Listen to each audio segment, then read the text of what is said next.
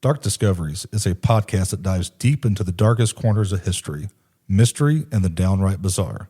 We discuss real events that may include graphic detail, adult themes, strong language, not suitable for all ages. Listener discretion is strongly advised. We're here to inform, entertain, and maybe make you laugh nervously in public, but never to glorify criminals or make light of victims. Our research is thorough, but hey, we're not perfect. We don't claim to be historians, so if we get something slightly off, blame Dustin. All opinions are our own, and sometimes even those are questionable.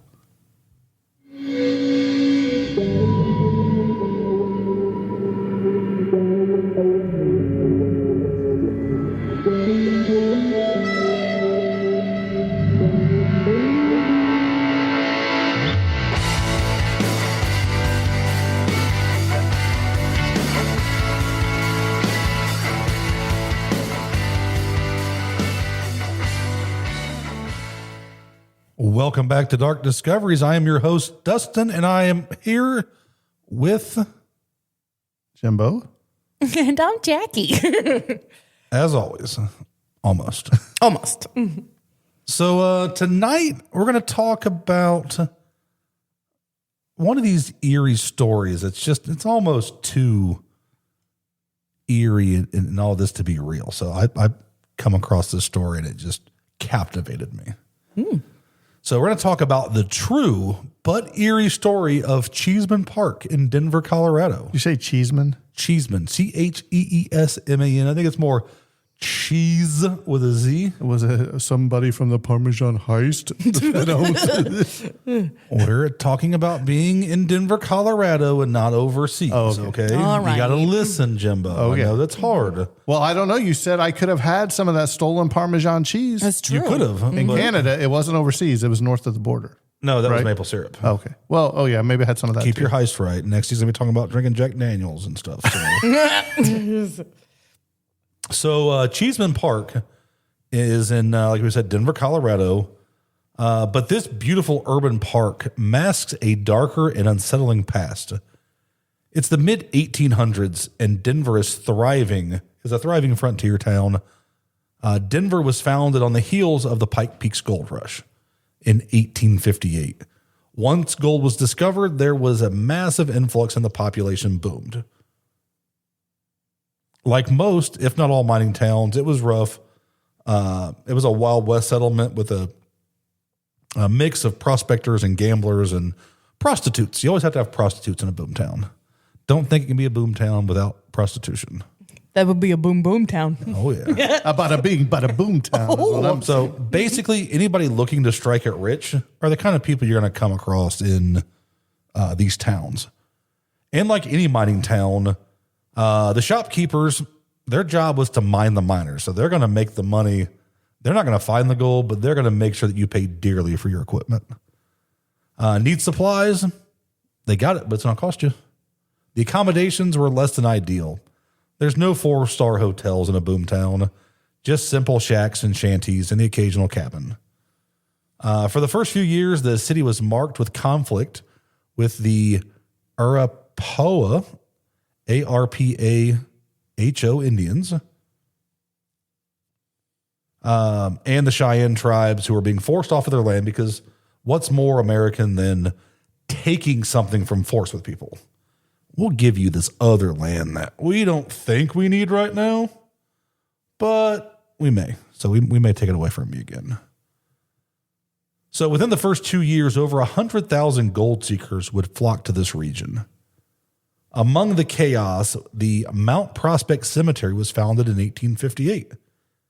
It wasn't just your normal cemetery. It was a cemetery where the town's elite would be laid to rest atop a hill overlooking the growing city below. But as the decades passed, the cemetery would ultimately fall into despair. By the 1880s, it was an eyesore. The cemetery was neglected and would become overrun with weeds. All right, you got a question, Jimbo? I see you just No, I'm just looking at me blank, so I didn't know if I thinking. missed something. no. Making me think I messed up a line or something. Just one line. The city was eager to transform this eyesore into a public park. The first hurdle, it was federal land. The U.S. government reached an agreement with the Arapahoe tribe, and in exchange, they would get the land. So, but it wasn't all the land wasn't all this land the Native Americans. So we're just forcing them off, getting it from them. And then now the city is buying it from the federal government. They just stole the land, but you got to pay for it. Just kind of like taxes today. So is the cemetery, is it Native American cemetery? It was you got to remember this was all Native American land. Right. I understand stolen. that. So the cemetery it's going to have a lot of different people, and we're going to talk about that, but it wasn't really a Native American. Okay. It was just their land that we stole, and I just keep reminding people that the town's buying it from the government who stole it. That 1/16th Cherokee in me is just getting a little irate right now. Well, I'm half Cherokee, so.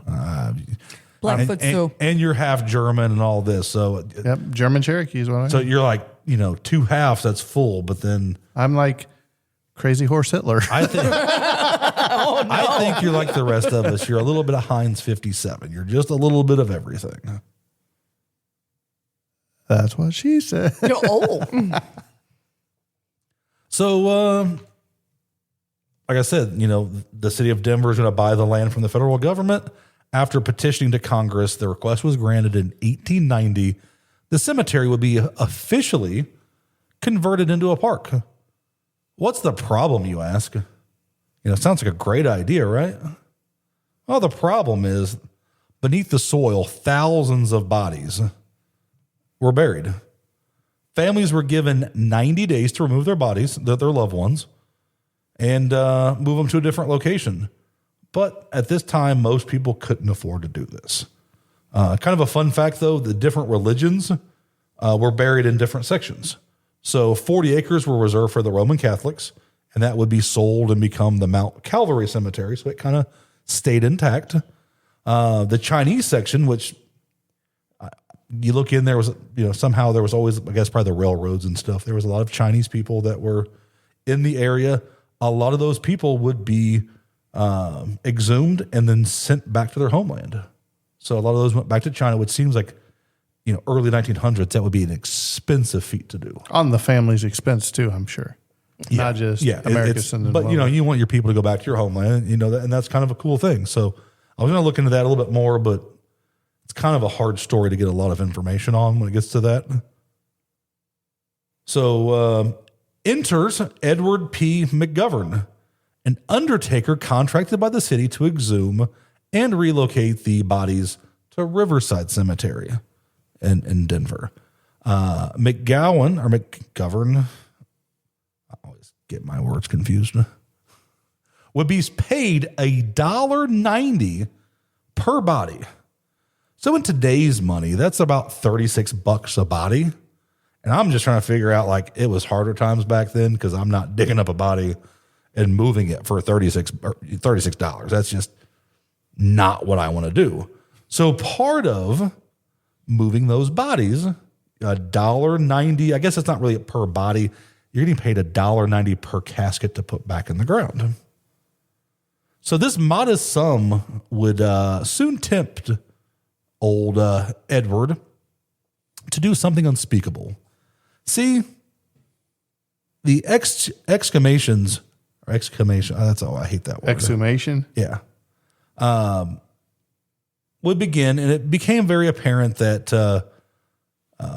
McGovern's actions were going to be less than honorable during this process. Like I said, keep in mind, new coffins would be used when they would relocate them.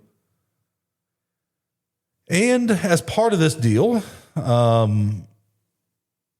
are you going to make more money when it's $1.90? Just think about that. So you're getting paid $1.90 a body per casket. It didn't say what kind of casket, how big the casket had to be. Just $1.90. So more often than not, McGowan would dismember the bodies and put them into smaller child-sized coffins. This would make more money. And your people doing it aren't going to say much because they're getting paid. And it's a time where, you do unspeakable things to get paid. Often body parts were hastily shoved into multiple coffins, while others were just scattered into open graves. And as an added bonus, any jewelry or valuables that were found were, kind of taken, just making this deal just a little bit more lucrative. But once the public found out, they were horrified. Newspapers like the Denver Republican ran front page stories like "The Work of Ghouls," which would detail the grisly scene that they uncovered at the park. The city was under immense pressure and would cancel their contract with McGowan. See, McGowan, and I'm pretty sure McGovern, so I'm pretty sure it's McGowan. So every time I said it wrong. Can we just call him Governor? We'll just call him Edward.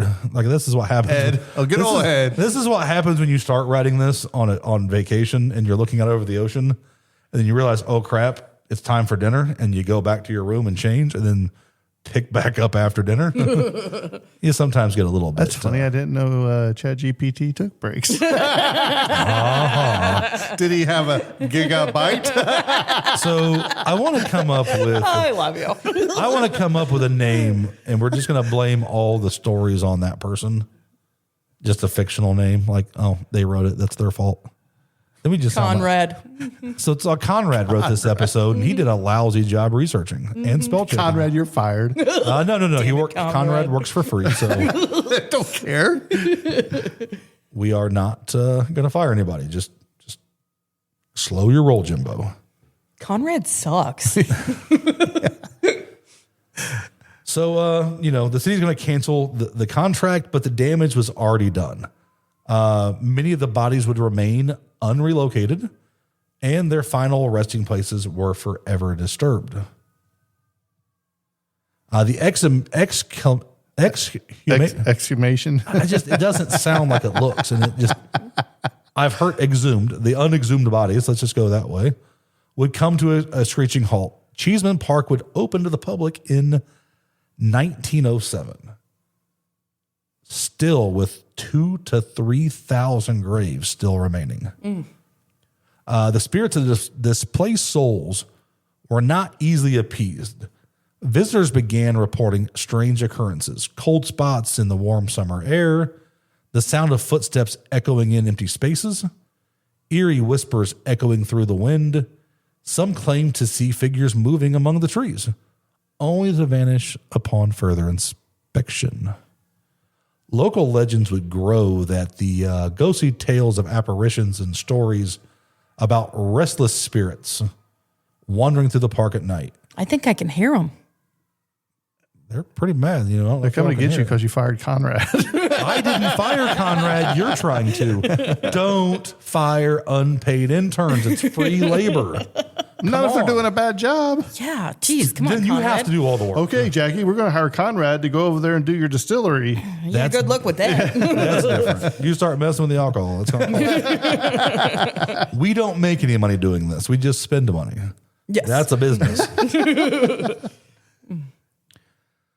Shadowy figures would be seen standing on the edge of the park, their eyes glowing faintly in the darkness of night. Some believe these were the spirits of the original caretakers, bound for the rest of eternity to overlook the land they once tended. Another legend speaks of a woman in white. She's seen near the pavilion at night. I think in the center there was a pavilion in the park. She's said to be a mournful figure forever searching for her lost child whose grave was desecrated by McGovern's actions, or McGowan. Now I can't remember what the real name is Conrad. Conrad. because Damn it, Conrad. because Conrad ran spell check because he misspelled something. Did you say and lady? only changed half of it? Did you say lady in white? Yeah. There's How always come there's always a lady in white? I think I've heard a lady in blue and a lady in gray, too. But I mean, most And then the lady companies, in a the lady red. in white that's wandering around. well, Lady in driving Red your is car a at night. song, so, It's also a movie starring Gene Wilder. See, there you go. But I'm just saying, it's like Yeah. I'm like Dustin. It's kind of skeptical because usually always, a lady in white, she's wandering around looking for her lost children, or or the husband came along and killed her on their wedding night, or something like that, right? Well, Right? what's interesting is it's white just a- represents innocence. Right. And most of the time when a spectral being is seen, it is a mass of shadow. So color in any form other than black would stand out. White most likely represents innocence. That, and I'm guessing with a spirit, it's transparent, so the color probably just gets to be Dissipates. translucent. What color is transparent, Dustin? I think it's gonna be like a translucent, like something you can kind of see a little bit of like That's a where white. most of that shadow mask comes Yeah. from. Yeah. Most spectral beings are shadow. So Allegedly. Conrad, get on that. So the lady in white is forever searching for her lost child whose grave was desecrated. These stories are just a couple, whether they're rooted in truth or born from our imagination. They add to the park's reputation as one of Denver's most haunted places. Despite efforts to relocate the remaining bodies, it's still estimated that thousands still lie below the well-manicured lawn. In 2008, during a construction project at the Denver Botanical Garden, human remains were unearthed. This confirmed the dead had not been fully relocated. So my guess is, at the time, you think that they were relocated. The town probably kept it quiet because you just want to push ahead. You want to put that behind you. So you just assume that it was done right. Now in 2008, you're getting confirmation that it wasn't. This confirmed the dead had not been fully relocated. This revelation raises the question, how many more remain undiscovered? Perhaps the most chilling part of all this is how many more of the souls are left behind. Are they at peace, or do they continue to wander seeking for the rest that they have been denied? As those sit in Cheesman Park, enjoying the serenity of the surroundings, consider this. The ground beneath you may not be as empty as it seems. When you hear the rustling in the bushes or feel that sudden chill, remember the past and what lays just beneath the surface. Perhaps the spirits are not as restless as we may think. Maybe they're just watching, waiting for the living to acknowledge their presence. Or perhaps, in the quiet of night, they walk among us, unseen but near. So, that's funny. We were joking at Jackie's notes, and I put this into 72-point font, and I missed the last paragraph. So it was like two words per page. So we don't really know what. Funny story. My notes are always giant, so I don't lose my place. Or you could see them. Or I can see them. Yes, yes. So you're going to think now, what happened to McGowan? So obviously the records back then were very shoddy. There's no death They certificates. still are. We're assuming that he probably left town disgraced, and be hard to still live in that town, but there's no real evidence that he served time or he's buried in that cemetery. I hope so. I don't think he deserves to be in that. Well, No, but I'm just saying. obviously he wouldn't, because it was being a park and they wouldn't put more people in, but Unfortunately, it is more common than you think. There is a lot of lost cemeteries. And as a matter of fact, one of the more famous ones that is quote unquote lost is actually in Gatlinburg, Tennessee. Hillbilly Golf. They actually paved over a cemetery, and it is where the parking lot is now. Hillbilly Golf did not do this. This was something Tennessee did. But underneath that parking lot is graves that were just covered up. and you get those lost things to where you could be in an area that it's a family, or you don't have permanent stones. So, if it's down 6 feet, you're not going to dig 6 feet to put in a parking lot. You're not going to use GPR to ground penetrating radar to search. So, funny story. I own a headstone that a farmer found in a field and did not want. Yeah. He had plowed this land, had been in his generational, over 20 some years, and plowed up a headstone. He didn't want it, and I couldn't leave it in a grave, so I own that headstone. Yeah. Does it say who it is? No, unfortunately, it's just... Is it just broken up? It's broken up, and there is a few markings on it. It says MD, but other than that... Manic depressant. Other than medical that, you cannot see what it is. So I invited it to come live with me. And, being in Indiana, there's a lot of Indian burial grounds, different places that, you made. Just recently, they found a body in southern Indiana that was an Indian that was, how old was it? I can't remember the story. 4,000 years old. Like 4,000 years old. That just, it was, and rivers and different things shift through time. And eventually soil erodes, it's in there. And then what gets buried eventually starts to come up to the surface. Well, let's think about like where we're sitting right now in this beautiful building in downtown Lebanon on the court. Think when all this was just, nothing was here and you had Indians, and how many battles were fought here, or even Civil War times before any of this was here. How many people Civil War died times, the only real battles though. were down south. Right, but I'm just saying, I'm sure you still had skirmishes, or even this was a former jail, murders, whatever. Well, and what's really crazy is this is the second jail built on this property. The first one was demolished, and it ran from the 1800s till about 1915, and that one was demolished. This one was built and opened And I'm sure the that late 30s. Being a jail, it may not have had it versus like a prison, but there could have been a small burial grounds close by. You have all these, we're farmland, and all this farmland's being developed, around us. You can just see through the years, Whitestown, Indiana's blowing up, all this farmland's disappearing. There was probably, different places where there was homesteads and farms, and these people were probably buried on their farm and not in a cemetery. Well, and I don't have a lot of records for this building. The earliest one that we do have was from 1957, and that was when a inmate hung himself here. We actually have his death certificate. Everything prior to that, I have the plans, but we don't really have any of the information ready available because they just didn't keep the records that they do because these nothing days. happened here.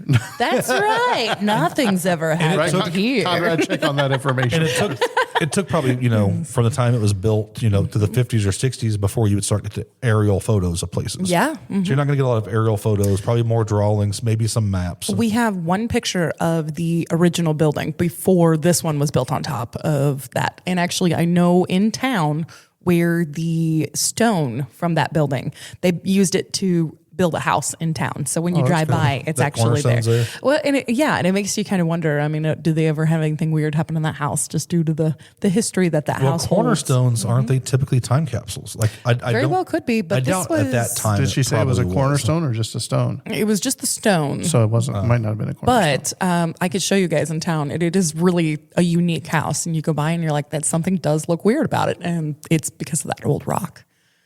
Very cool. So Yeah, good job, Dustin. That's interesting. thank you. Well, it was one of those. I'm going to give Conrad some Good job, some Conrad. thanks for working on this after this kind of popped up while we were on vacation, and Jimbo's like, "Don't do any work on vacation," and I was like, "This is too good not." I tried, but he wouldn't just not do anything because he's like, "Oh, I splurged. I got a day of internet." It's like, Dustin, you just couldn't do it, could you? 7 days away from the kid at that point. It's like that's the longest we've ever not talked to her. So Yeah. let's make sure everything's okay, and then we get internet. It's like, what are you doing? We're on the way to the emergency room. Grandpa's in the hospital. Oh, jeez. It was heartburn. But the older you get, Hey, better to be safe than sorry. You got to look into that because heartburn could be a heart attack or, something's not right. I can't burp. It's not. I'm like, is it? My first thing was it gas buildup, and they're like, we don't know. It's like it was heartburn. Thank God it's not something else because we're bigger people, so it can always be a heart attack or something like that. They're always just a heart attack anymore for anybody. I think is just lurking over your shoulders at any time. So. With that said, Jackie, what do you have for us? Because Jimbo's over here playing on his phone. Well, tonight, I don't know what just happened. I just lost hearing out of one ear.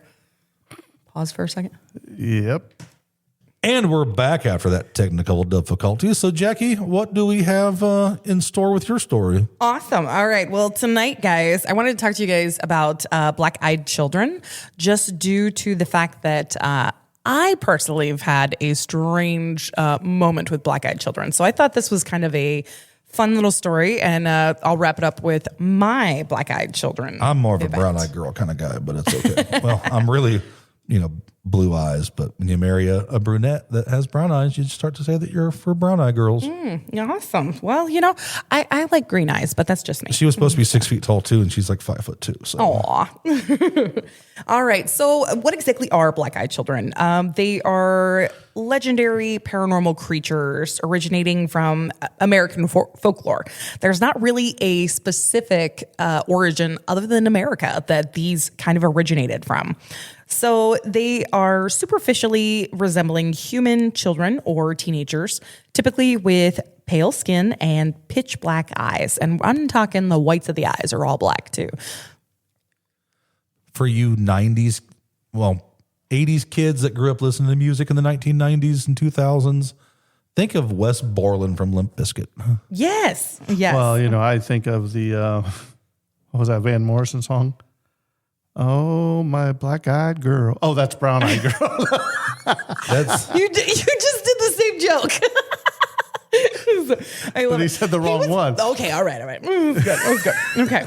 He said Limp Bizkit, did he? no. No, he did this the before. You were playing on your phone. Oh, I was looking up who sung it because I want to make sure I had the right artist.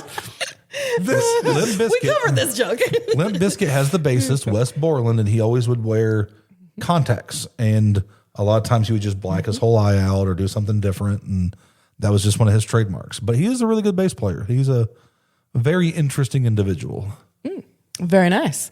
All I right. didn't say nothing about Limp Bizkit. I did. I said picture. Conrad, Dang it, Conrad. What are you doing? I'm so confused right now. Because you were playing on your phone. I was looking up who sung Brown Eyed Girl for Van. It was Van Morrison trying to make the joke, but I wasn't paying attention to you because I don't know what Jackie was doing. She's over here mouthing something to me. I was like, is everything okay? Oh, yeah. I was like, were Well, you okay? just so everybody knows, there was an airplane crash close to one of the Ford facilities I work at in Louisville, Kentucky. And my friend, ADZ from the Tragedy of Cinema podcast, does a Twilight Zone with me. He works for UPS in Indy, and he said that on their employee website, it was a cargo plane headed to Hawaii full of fuel. Oh, no. So That's not yeah, burned there's for a going to be while. some tragedies with that. So, I'm and so I sorry. texted to one of my coworkers that still works at that plant. He said they're all in the cafeteria with no power. So they're all. Wow. I mean, Yeah, I it's see literally like in like their backyard, like right past Yeah. their fence line. So Yeah. And so for inside baseball, it's 6:30 on a Tuesday night, Yeah. and this happened probably about 20 right before we really started recording this episode. So Yeah. it is breaking news, and it's the second plane crash of the day. today. was Yeah. the other one? And the other one Anderson. was in Anderson. wow. It was a small. So it's about 3 plane. hours apart. I mean, you had a small, single engine type plane, crash, and then you have this one, and things happen in twos and threes. So it Yeah. may not be over. Yeah. Wow. okay, now back to regular All right. schedule. Well, program. keep us updated By on the way, anything. Yes. Mhm. that reminds me, that song by Van Morrison. Oh, my gosh. My Black Eyed Girl. Brown Eye Girl. But she's talking Okay. about Black Eyed Kids. Yeah, stuff. and that's why I mentioned Wes Borland with his contacts. So. I never mentioned Limp Bizkit. I did. That's why I said, she said we said the same joke, and I said I never said No, Limp you Bizkit. tried to go off the brown eyed girl after I kind of made that thing because my wife's brown eyed. That's where it come from. Okay. Well, I have. She was supposed to be like 6 foot tall and blonde and blue eyes, and she's Yeah, I bet you got 5'2" brown eye. and brown hair and brown eyes. Okay, but Limp Bizkit has nothing to do with it, right? I just made a reference talking about how you think about him because Wes Borland likes to wear colored contacts. Can I just and- get biscuits and gravy and call it? Okay, so black-eyed children, they specifically resemble human teenagers or children. They have pale skin, pitch black eyes, and they're often reported seen begging or hitchhiking. They're encountered on doorsteps of residential homes. And these beings are alleged to be undead, ghostly, demonic, or even alien, or otherwise just an inhuman creature attempting to impersonate ordinary human and children. that gives me a reason not to pick up a hitchhiker now. Yeah. Oh, like you didn't have 100 before. Okay. I'm like, I got this pistol sitting on my lap. Dustin's too cheap to pick up anybody anyway. It might add weight to my car, which will burn fuel. No.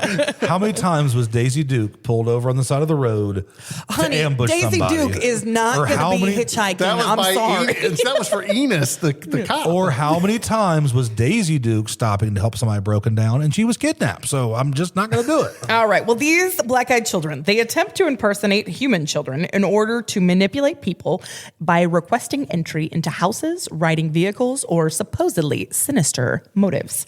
So while tabloid coverage of these creatures has claimed that tales of black-eyed children have existed since the 1980s, most sources indicate the legend originating from a 1996 posting written by the reporter Brian Bethel on ghost-related mailing list relating to 2 alleged encounters with black-eyed children.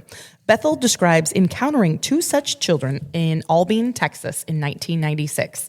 He claimed that the second person had similar, unrelated encounter in Portland, Oregon. Bethel's stories have become regarded as classic examples of creepypastas and gained such popularity when he published a FAQ just to keep up with demand for more info about the new legend. So in 2012, Brian Bethel told his story on the reality TV series Monsters and Mysteries in America.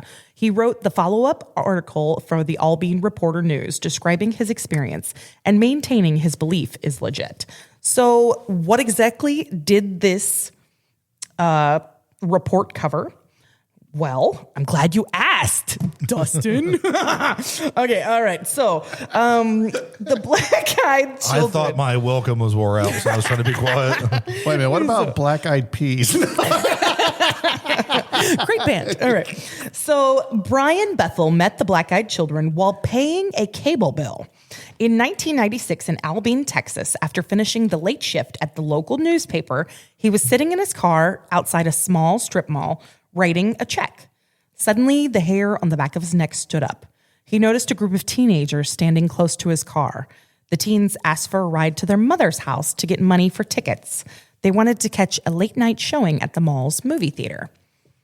But something struck Bethel as odd. The movie they wanted to see had already started 45 minutes ago. In fact, the teenagers sounded much older than they appeared. Then, in the dim light of the parking lot, he saw. Their eyes were completely black. He threw the car into reverse and sped away. When he glanced back, the children were already gone. Bethel later wrote about this unsettling encounter for the Albany newspaper reports, and decades since, stories about the black-eyed children have cropped up in several countries. Some details change from one account to the next, but scholars and the urban legend enthusiasts alike agree that the figures are an example of death personified as a child. These malevolent, otherworld creatures exploit a widely held belief that children are inherently good, defenses lower, and the victims allow them inside, which invites death and destruction upon them. At least that's the idea. Author Jason Offutt, who teaches journalism at the Northwest Missouri State University, has been researching black-eyed children for more than 10 years. He's interviewed people around the world who claim that they've encountered these such children. Their eyes are like rat eyes, just completely black. Offutt says these figures most notably feature there's no pupil, there's no white, no iris, just totally black. In the stories, the children usually appear to be school-aged, anything from a kindergartner to a high schooler. They wear outdated clothing, and one such account even had children that wore new clothing with logos from sports teams that had folded up to 10 years prior. The children are described to be speaking in a monotone voice, more mature than expected for their apparent age. They often repeat the same phrases repetitively, and they are insistent on being let inside, whether it's into someone's house or their car. The children will first begin to plead, asking to use phones, use bathrooms, catch a ride, but they will eventually become more and more aggressive, says Bridge Burke, the adjacent professor of the religion at Montclair State University, who's written about this urban legend. A key element of these encounters, one that echoes a tale older of devils and vampires, is that the children must be invited inside to have any power over the individual. If denied, they'll eventually disappear or wander off, but not before terrifying the would-be victim. It's scary because we don't know what they want, says Offutt. We don't know what they're going to do when we let them in. There are stories of people that have let them in with disastrous results. According to the tales, catastrophic such as fatal events, cancer diagnoses also follow up within the children's wakes, which is an interesting fact because almost every report of black-eyed children being invited in often leads to extreme radiation exposure, which is akin to alien encounters. Most people that have dealt with alien encounter, alien abduction, have cancer-forming things, radiation poisoning. Radiation poisoning is extremely high. So in that sense, I personally lean towards they can be alien. Exactly. What was you could see it. Like I said, I'm a huge skeptic. I don't really know where I fall on, paranormal stuff. I've seen some stuff. Is it you making it up yourself, trying to make it that? I don't know. But if it was something that is otherworldly, it's just odd that it didn't start showing up until the 80s. I mean, is that because something's okay, we're going to morph into something else? Or is it, like you said, is it something that's more sinister? Is it something, from a different universe? Is it, or is it because they didn't keep records back then? Like the 1980s, we just talked about, not this the 1880s. Place. No, I know, but I'm just saying, they still didn't keep as good of records even here. And here's the thing. When did the internet start? That would have been like what, late 90s? Yeah, mid to late 90s. Yeah. So, I mean, like you say, somebody might just have thought that was a really weird kid. Yeah. I mean, the fact that children of the corn. I mean, that's kind of the vibe that these kids put off. They're overly mature. They want something. And here's the thing. I mean, it's a child. You're not going to deny a kid. If a kid was on your doorstep at 3 a.m, something's wrong. Well, I remember, I'm not going to, unless I know that person, I will not let them in my house. Well, I remember when I was a kid and like every Friday we went to McDonald's because that was our thing. We get a Happy Meal when I was just a kid. And I remember sitting there and a Kiss concert was in town. All these guys came in in makeup and everything. And I was like, man, we must be abducted by aliens. I was just saying, But I mean, when you're a kid like that, that freaks you out. Yeah, absolutely. Well, Burke said that one of her friends experienced black-eyed children pounding on her door at 3 a.m., long before she even heard of these figures or read Burke's scholarly research on the phenomenon. So again, here's stories of things that have happened, but nobody had anything to back it up until the late 80s. All right. The black-eyed children are not only malevolent creatures masquerading as the vulnerable. Irish folklore warns of changelings, which are fairy babies swapped with humans. In some Native American traditions, particularly around the California Lake Tahoe and Nevada's Pyramid Lake, water babies are evil spirits. It's my water baby. Or sometimes merely overzealous guardians whose cries lure people to their deaths. Like the black-eyed children, these are much older folklore figures and that take advantage of our desire to help people smaller and more helpless than we are. So again, here's that whole preying on the age thing. And like you were saying, it could be something else. Black-eyed children just might be what we have associated with a changeling or with a doppelganger or something now in life that it's come up with a new name because it's the only thing that we can recognize is their eyes. Something's wrong with the eyes. But Bethel's tale of the parking lot encounter nearly 30 years ago was the first known mention of black-eyed children. But the creepy concept has spread like wildfire online, even as hard evidence remains elusive. Still, however, when there's a knock on the door or a pleading figure suddenly at your car's view, it's best to get a good look at their eyes before trying to let them in. And if they're wearing sunglasses at night, I'm definitely not stopping. Yes. Okay, I have a question for you. That's them evolving. Would you rather give a ride to black-eyed kids or black-eyed grannies? Neither. Which one? No, but I mean, which one would you feel more inclined to pick up? Kids Neither. that may look helpless on the side of the road or a little old lady trying to get home? Now, if there's Which one would you, Jackie? See, I know. If there's a physical car broken down, that you can see that, but just a random, I'm gonna call the police. I'll let them deal with these black-eyed kids and grannies. But you wouldn't know they have black eyes Because until you got what out, happened probably. last time you seen a granny with black eyes? A damn snake came out of her mouth and tried to kill Harry Potter. I ain't dealing with that shit. I guess that's a Harry Potter joke. Yeah. Never seen it. I watch Lord of the Rings. That's It's right. better. Far superior. Well, I personally have had a strange incident. I've never actually met a black-eyed child. However, I have narcolepsy, which means I fall asleep very easily. Yes. While we're podcasting. Hello, my dear. It's a blessing and a curse. ain't it? Yes. It is wonderful when I could be medicated. I'm wide awake. When I run out of my medications, I fall asleep driving. It's a problem. You ever done it on stage? I've never fallen asleep on stage, but I used to fall asleep in class all the time until we figured out what was going on. Dustin. I'll tell you what, man, leave your first period book in your car during the wintertime, and you get into school and it's hot and you lay your head on that cold book. My first Mine was Life by hacks. accident. He's got a whole full system. my first period Really, Dustin, teacher. again. Yes. My first period teacher was like 20, 25 minutes late every day. So I started becoming 20, 25 minutes late every day. And it's like the week of graduation. And like they would stand in front of my locker, the principal and this teacher, and would talk. I'm like, yeah, it's a dumb class. Like it was intro to business or some throwaway class I didn't need. But they would talk. And finally they're like, hey, we just put 2 and 2 together. Every morning, you're at your locker late after class starts. I'm like, well, teacher's there too.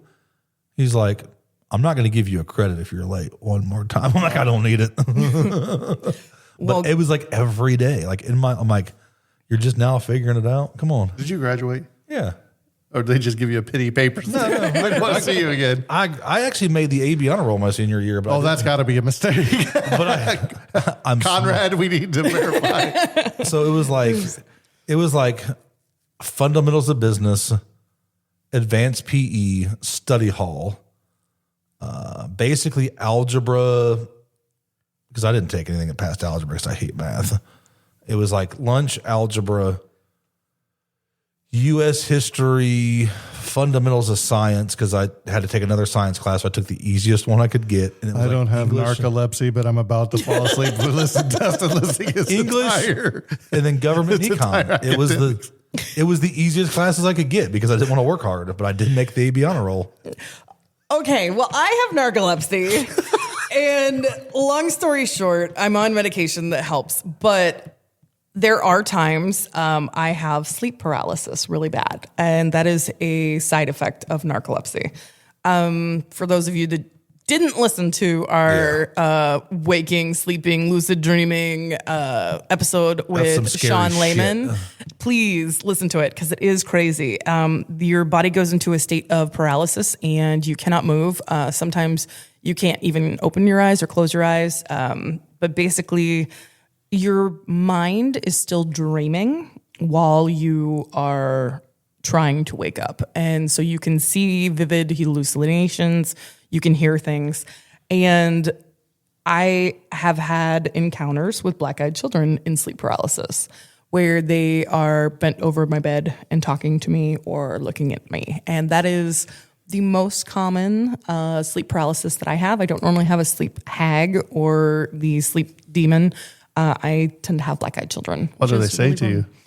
It's murmured. I can't really understand some of it, but I think the worst thing is I have auditory problems when I have sleep paralysis.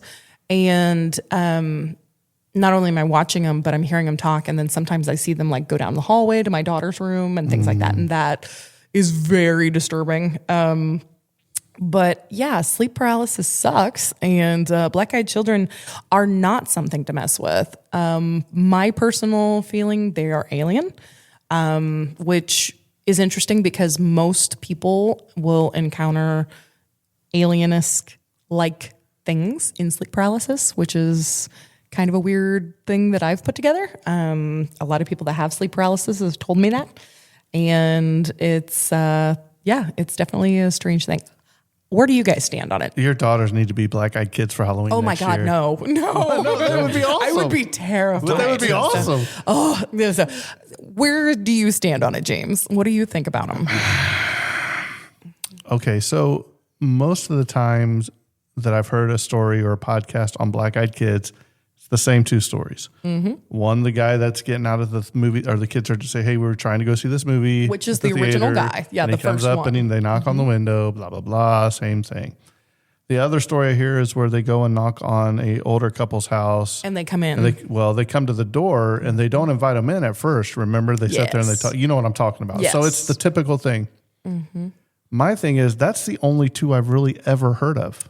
There's a few out there. I know, but I'm just saying. But those are the two most documented Right. because things went terribly wrong with them. My thing is, if they were real, I'll say, because like Dustin, I'm a skeptic, you would think that there would be more cases than what's out there. Then again, you can say the same thing about Bigfoot, say the same thing about the Loch Ness Monster, say the same thing as UFO abductions. You can say a lot of things about different things. I'm not saying they're not real. You forgot Man, Bear, Pig. Yeah, but I'm not saying they're real either because I've never had the experience. Dustin's probably never had the experience. I'm going to go out on a limb and say that he's probably never had the I've experience. had sleep paralysis. No, but we're not talking about that's. I know, but that's when episodes you ago. see it. So it's one of those I've not had it for the last few years. So like now that we're talking about it, it'll be Well, and something. that's just what That's I not the saw. only time you No. see him because the that's- guy driving the car Yeah, at the most taxi and the people two have people at these home. encounters awake, Right. you know. But Well, you like have that sleep my paralysis. personal was the sleep paralysis, and to have them over my it's creepy when a kid wakes you up anyways in the middle of the night. Do but they look normal besides the no, eyes? like I mean, they're too thin and they're really pale and their eyes are so sunk in that it just looks like holes. There's nothing. So are they kind of like the lady that crawls out of the TV in the ring? No, there's know what I'm something. talking about? Yeah, but it's not that. It's almost like a bowl haircut. Then the hair is just jet black. So And it's like they're wearing clothes Like an that Amish are- person? no. of. I Is mean- it the Amish or is it the dude that is it the Heaven's Gate was the comet that drank the Kool-Aid? Because that dude You're had a talking ball. about Joan. Not Jim Jones. Not No, Jim he's Jones. talking about the Heaven's Gate guy. Oh yeah, where yeah. they- Okay, yeah, where they drank the. And they had Yeah. like bowl cuts, and I'm just assuming they had like lost sunken eyes. But Well, that I don't know, but this was. It's so is it honing in on your fear? You think? it very well could be, but again, I believe that black-eyed children are alien, and that. That seems a lot. Is it most the logical. same? Is it the same ones that come to you? Yes. When you have it? Yes. The exact same two. And what's really crazy is they murmur. But what's even weirder is like it's almost like they have their own language that they can like communicate.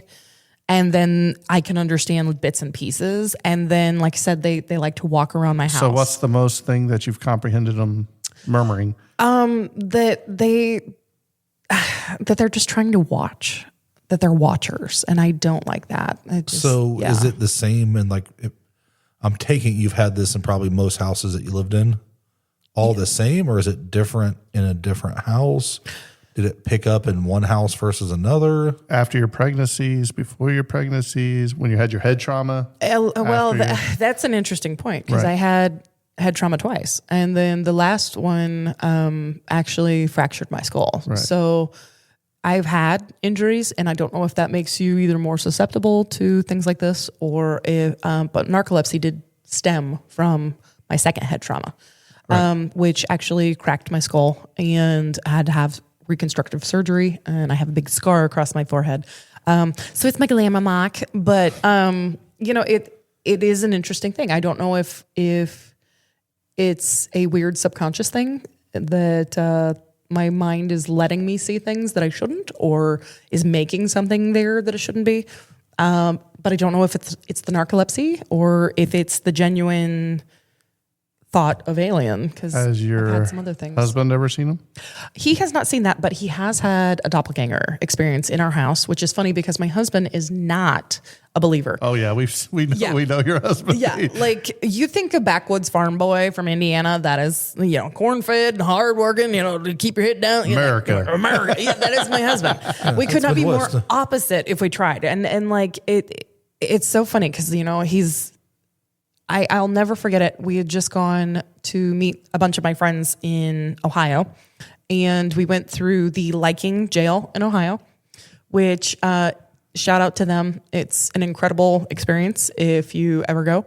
I'm sure most of you have gathered that I see things. I work in a jail, and on occasion there is just some weird stuff that you can't explain. I love it. I'm a paranormal person. But while we were in the Liking jail, I was with a bunch of my friends. Dana Newkirk, I'm going to give her and Greg a shout out here because they were on this experience with us. And Dana and I were on the 3rd level of this jail. And we had a tape recorder between us, and we're just EVP working. And I was ecstatic. This was the first time I got to meet Greg and Dana face to face because we'd been friends online for a long time. So it was a big deal. And Dana is very spiritual, has crazy stuff happen when she goes somewhere. And we're doing this EVP work, and we kept seeing something at the end of the hall of this jail. And slowly it starts coming towards us. And it was a big mass. And it was obvious enough that she and I both stood up and we backed up into opposite jail cells. And this thing went between us. And we were like, well, that was really weird. You know, it was too big to be an animal, but it wasn't big enough to be human. It was just kind of a weird mass. And it was a solid movement all the way down. Well, it freaked us out enough that we went down and we regrouped with a bunch of our friends that were there and kind of started talking about it. And a little bit later, here comes our friend Marley without even prompting her what had happened. She's like, you'll not believe the damn thing I just saw in the basement. And she described exactly what we had just seen. And it was so weird. So the next morning, here comes the tour guides to let us out. And we were just given a brief walkthrough of the jail because we said, don't give us anything. If anything happens, we want to come to you. And then you can verify afterwards. And they were like, awesome. We prefer it that way. So Dana is relaying what we saw on the 3rd level of this jail. And the lady's eyes are getting wider and wider and wider. And Marley goes, yeah, I was down in the basement too. And the lady goes, it's in the basement? Which, I mean, we immediately look, we're all turned and we're like, oh my God, she knows what this thing is.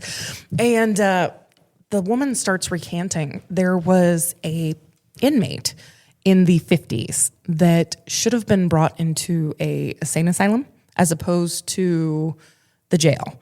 And he believed that he was a dog.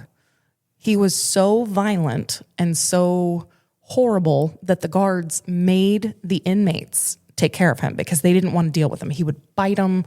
He would pee on them. He ate out of a bowl. I mean, just he thought he was a dog. And as soon as that woman said it, it made 100% sense. It was the right body style, the right mass. It moved that way. It wasn't animal, but it wasn't human. And it was just a mass coming at us. And that's the kind of stuff that I normally can see is just like shadowy things. I don't see stuff often. That is probably the most insane thing I've ever seen in my life. I can probably count on one hand that I can say, yeah, I saw. That was 100% legit what it was. And I work in this jail and I occasionally have a strange mass and it is one corner that I could always tell you that's where it is. The rest of the time, I don't have anything happen here. It's pretty nice, pretty calm.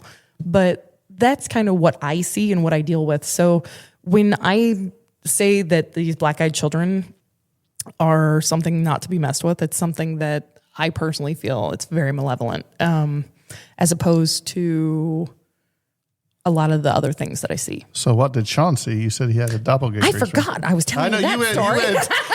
You went a whole other way. And I was like, wow. So what's interesting is Sean did go with me on this particular trip.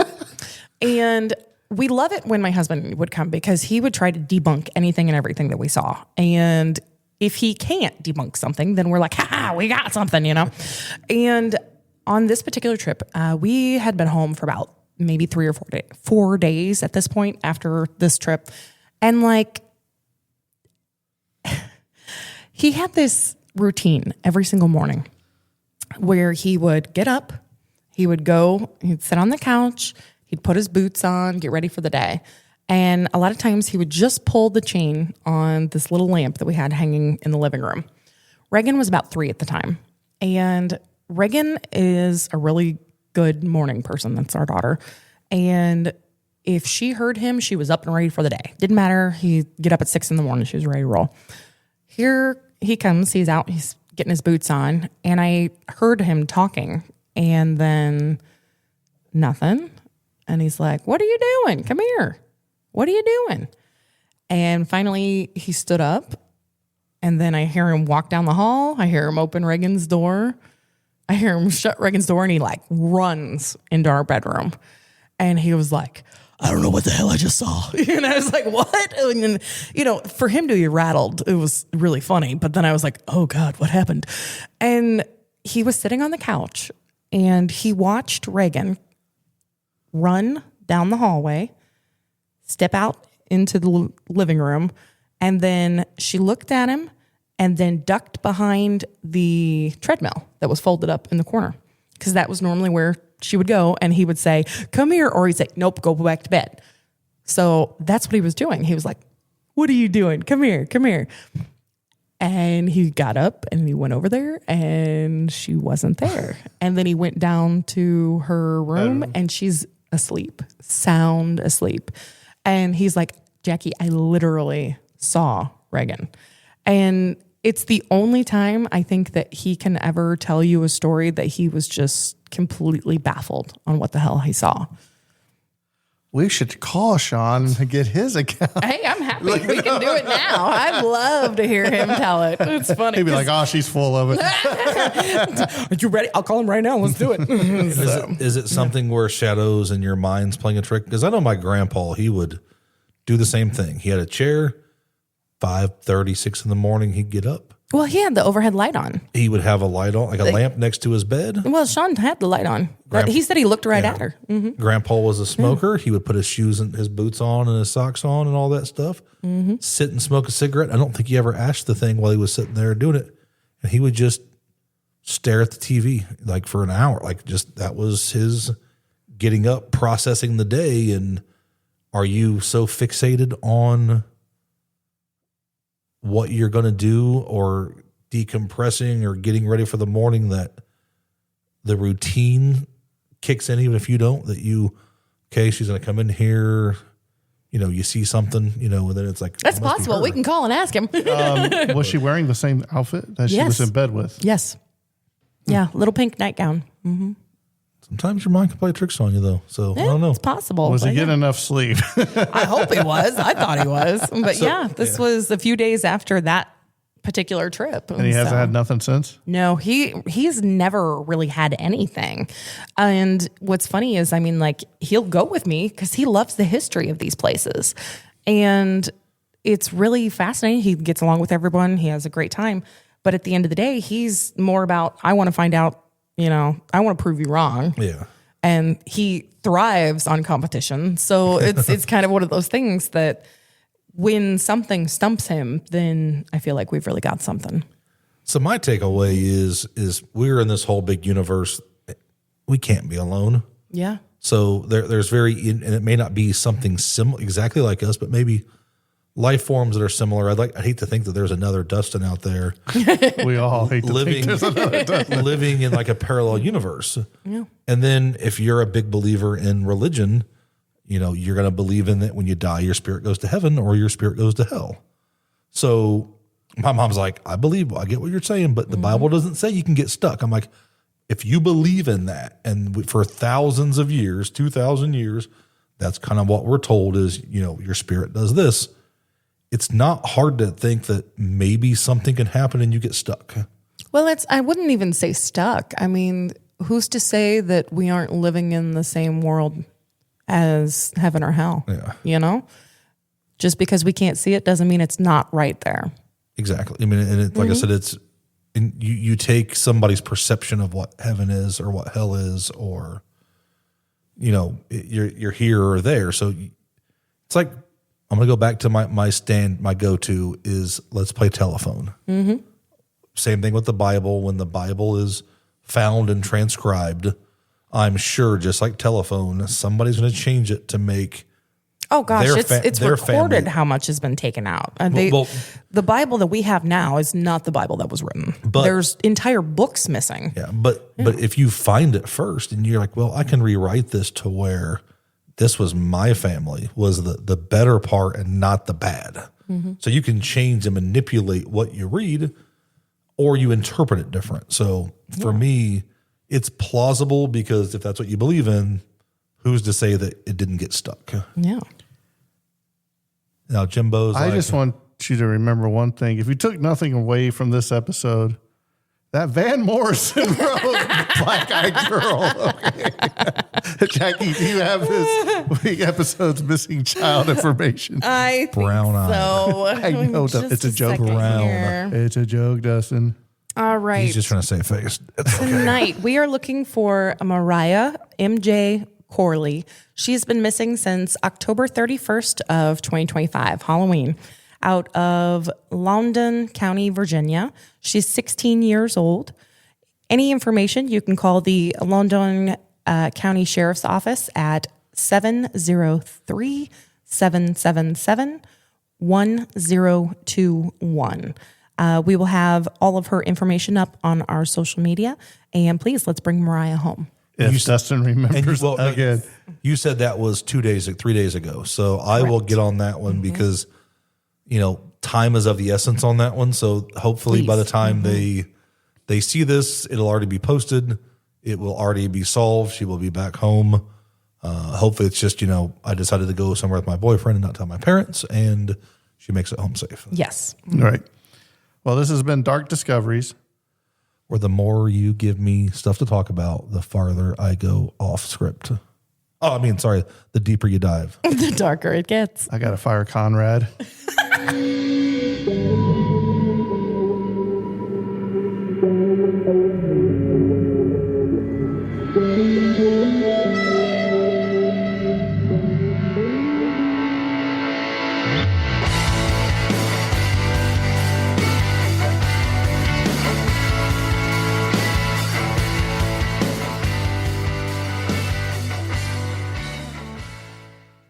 Damn it,